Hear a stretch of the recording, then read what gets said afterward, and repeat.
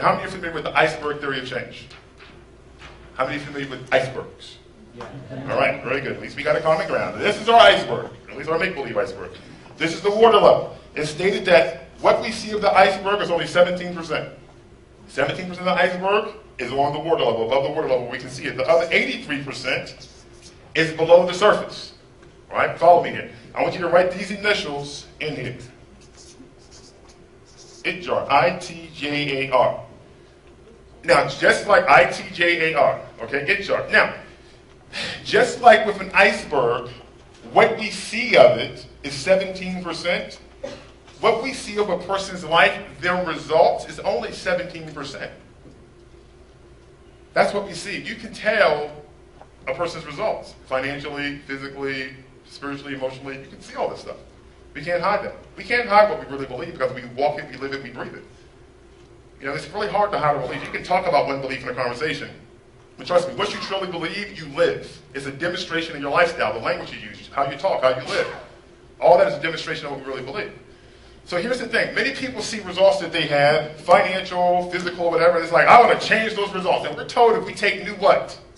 New what? New actions, we can change the results. Right? Ever heard that before?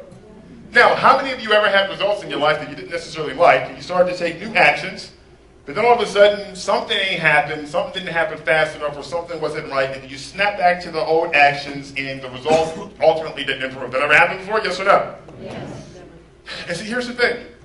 Do we need to take new actions? Yes.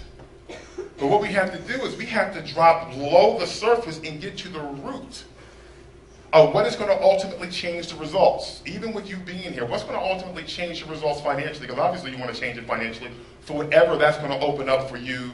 You know, for Mary, we know what that is. For you, it's going to be something different. So what we have to do is we have to come down here to the root.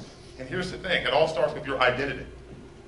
All starts with your identity. Let me tell you why these actions don't stick. And the reason why is this. We are never able to do, be, have, or become anything that is inconsistent with our identity. Your identity is the total dictator of play. Who you believe you are and what you believe you can become dictates everything. So you try and you struggle and wrestle with new actions that are inconsistent with your identity, and the actions snap back because it's hard, difficult, nearly impossible to sustain actions that are inconsistent with who you see yourself being. Are you following me? Yeah. So if we want to take the new actions to get the new results, what we need to do is alter our identity. Problem is that most people, who you are today is not who you really are. It's who you allowed yourself to become by virtue of what other people have said about you. For example, Mary, you're Chinese. No. Don't smile at me. I said you're Chinese. You're Chinese. Okay, forget that. Cindy, you're Chinese. Yeah. Are you offended that I called you Chinese? No. Mary, are you offended that I called you Chinese? Why aren't you offended? Because you know you're not Chinese, right? Right. You're not offended, you know you're not Chinese. See, here's the thing. They know they're not Chinese. They know who they are. The reason most people get offended when somebody calls them stupid and idiot or something like that is because they don't know who they are. So they're like, well, maybe it's true. Are you following it? If you know who you are, nobody can offend you if they call you something outside of who you see yourself being. Are you understanding me? See, somebody calls you all kinds of degrading things, but you truly know who you are. You're not offended. See, I call them Cindy or Mary Chinese. We can laugh about it because that's just ridiculous. Come on.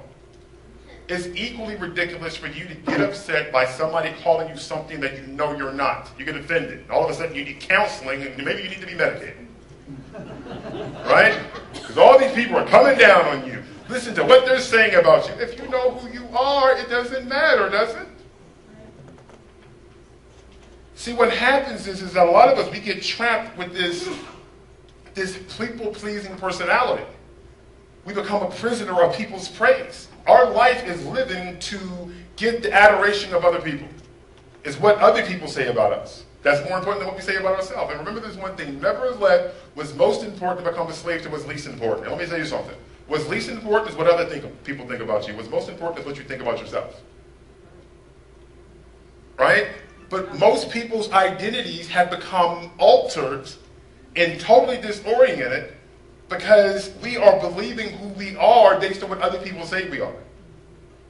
Or different mistakes that we made in our lives.